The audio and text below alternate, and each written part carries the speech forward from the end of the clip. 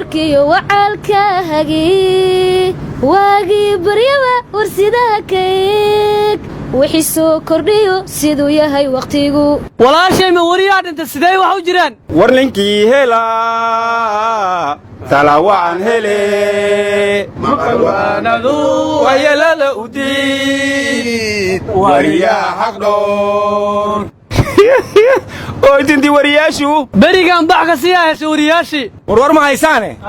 wariyaha xaq dhowr markaan maqlo waan naxaayo waxaan israa tolo maxamed waxbaa dhintay laakiin markaan weydiiyo yiri maxaa dhacay waxaa la ii sheegay 5 wariyo saaka number 4 banaanbax gaadilay cabanaysay soo tabinaysay inta liya saldhig alaabti ka jajabshay ayagiina baawur inta ku ritay saldhig ku xiray sabab uu ku maagana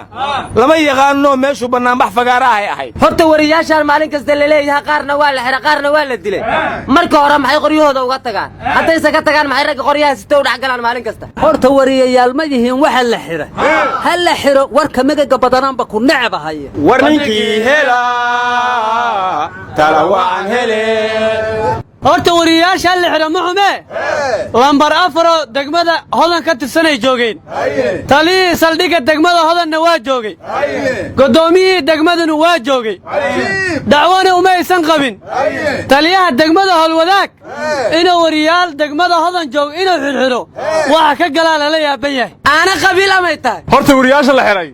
aydin soo tiriya iga dhageyst farxaan maxamed xuseen kowdhe yaxya xaaji laba dhe yoonis duraan saddex dhe علي هذا المؤمن أفرده أحمد علي برناشان ده شنتا صورته ما أنت لو كنت قلب يكون شقة تجينا مالكم الشقة أنت ترسي سنة ما إنه نجا تجد خواص هلا جوا درانته ورهذا ورنا يصير سرقال كمان تورياش وكحد قد بي وهو كمدي هاي المير يراي بحكسي أو جرادة اللي قلت هذا مركلو رواين اللي قلت جرادة دي حتكربتين أم بجرادة هاللي قلت أم بيان اللي قلت أنا جوهان أنت اسكدرة